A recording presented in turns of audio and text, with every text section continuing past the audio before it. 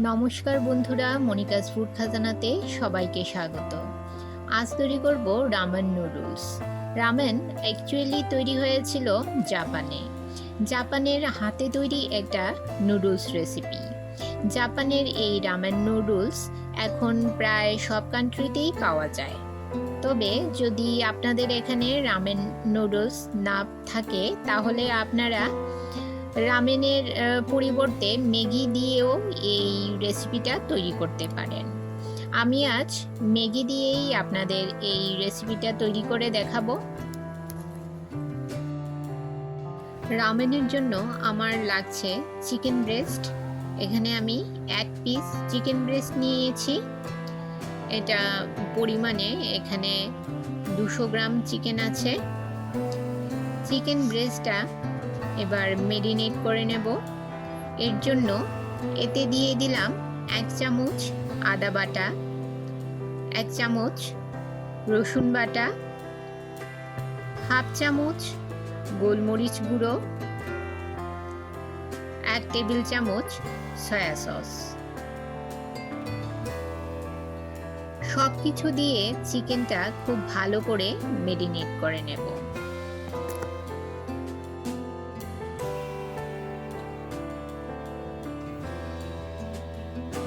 আমার চ্যানেলে নতুন বন্ধু হয়ে থাকলে চ্যানেলটি সাবস্ক্রাইব করে পাশে থাকা বেল আইকনটি প্রেস করুন আর নোটিফিকেশন অল করে রাখুন, যাতে যখনই আমি কোনো নতুন রেসিপি আপলোড করি সেটা যেন সবার প্রথম পৌঁছে যায় আপনাদের কাছে।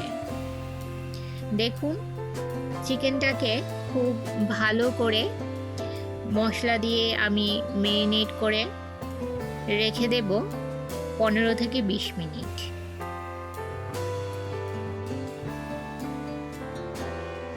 এদিকে একটা পাত্রে আমি চিকেন স্টক তৈরি করে নিচ্ছি।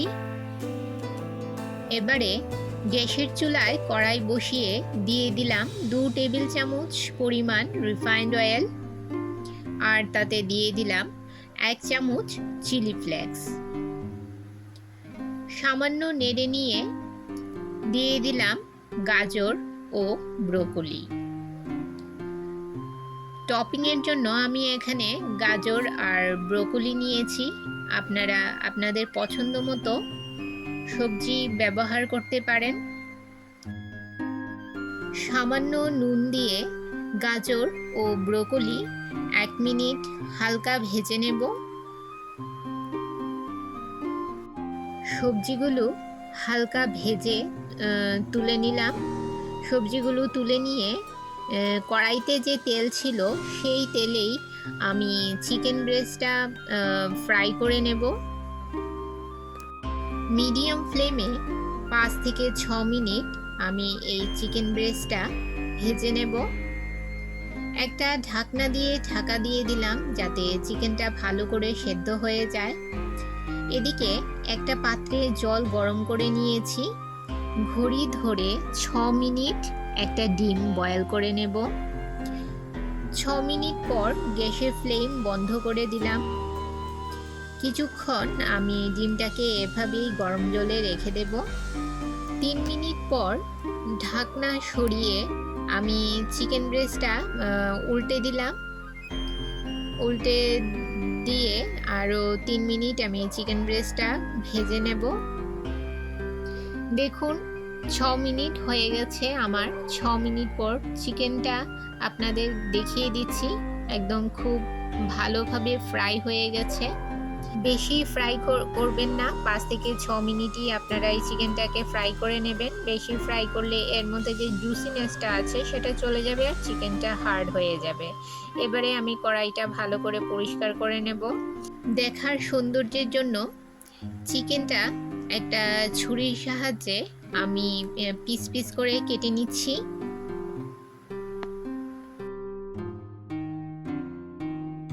বন্ধুরা, যারা আমার রেসিপিটি দেখছেন অথচ একটা লাইক দিতে ভুলে গেছেন, তাদের কাছে অনুরোধ, প্লিজ একটা লাইক দিয়ে ভিডিওটি কন্টিনিউ করুন। আপনার একটা লাইক পৌঁছে দিতে পারে আমার রেসিপি আরও বহু মানুষের কাছে।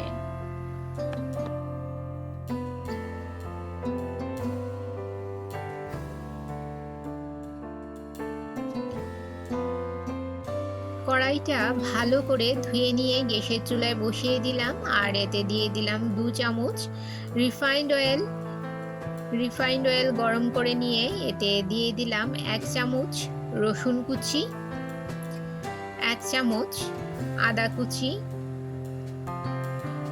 আদা আর রসুন কয়েক সেকেন্ড ভেজে নেব।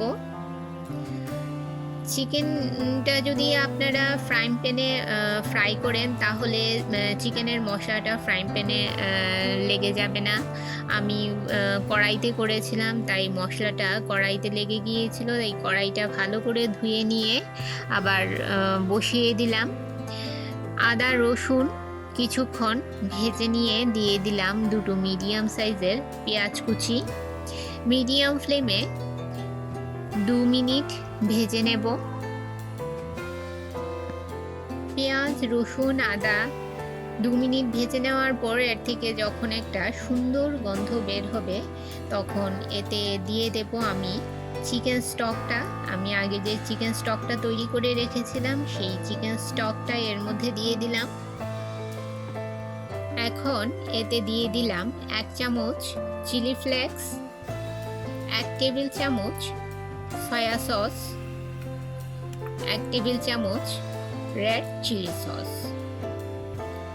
সব কিছু নেড়ে চেড়ে মিশিয়ে নিয়ে 5 মিনিট ফুটিয়ে নেব। চিকেন স্টকটা যখন ফুটতে শুরু করেছে তখন এতে দিয়ে দিলাম ম্যাগি নুডলস। আমি এখানে 3 প্যাকেট ম্যাগি নুডলস নিয়েছি। ম্যাগির প্যাকেটে যে টেস্ট মেকারটা থাকে সেটা আর দেওয়ার প্রয়োজন নেই, কারণ আমি অলরেডি সমস্ত ফ্লেভারফুল মশলা এর মধ্যে দিয়ে দিয়েছি। নুডলসগুলো 2 মিনিট বয়েল করে নেব। 2 মিনিটের বেশি নুডলসগুলো বয়েল করার প্রয়োজন নেই।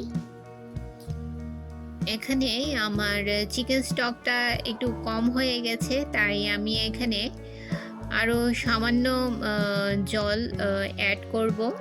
আর এতে দিয়ে দিলাম 1 টেবিল চামচ লেবুর রস ও 2 টেবিল চামচ চিনি।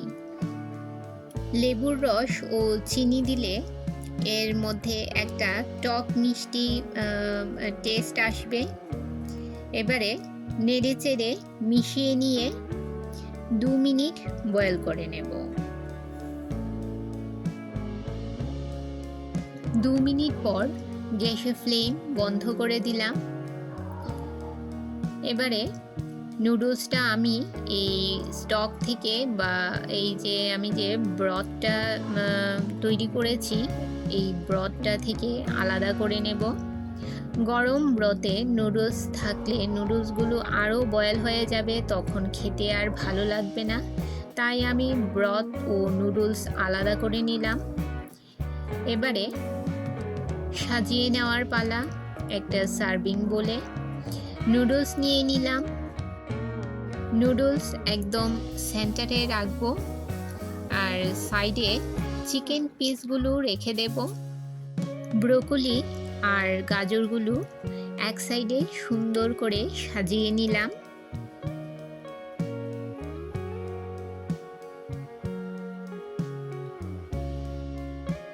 এবারে ব্রথটাও এর মধ্যে দিয়ে দেব। আমি যে ব্রথ তৈরি করে রেখেছিলাম, যে ব্রথের মধ্যে নুডলসটা তৈরি করেছিলাম সেই ব্রথটা এখানে দিয়ে দিলাম। ম্যাগি আর ব্রথ সমান সমান হতে হবে যেন বোঝা যায় নুডলসগুলো ব্রথের মধ্যে ভেসে আছে।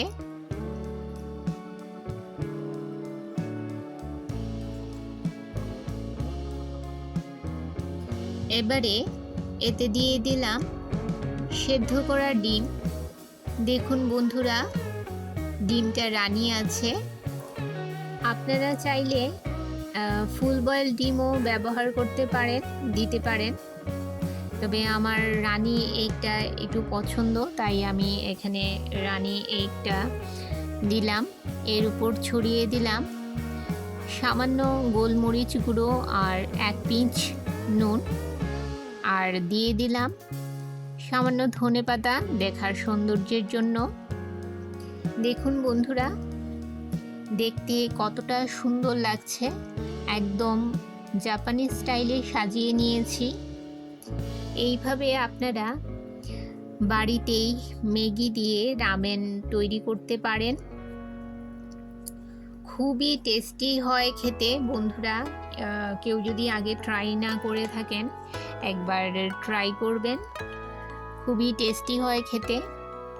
আমার আজকের রেসিপি আপনাদের কেমন লাগলো অবশ্যই কমেন্ট করে জানাবেন, আর ভালো লাগলে শেয়ার করবেন আপনাদের আত্মীয় ও বন্ধুদের কাছে।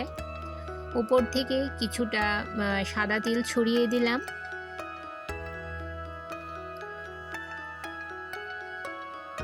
তাহলে বন্ধুরা আজকে এই পর্যন্তই। আবার দেখা হবে আরেকটি নতুন ভিডিওতে নতুন রেসিপি নিয়ে। সবাই ভালো থাকবেন, সুস্থ থাকবেন।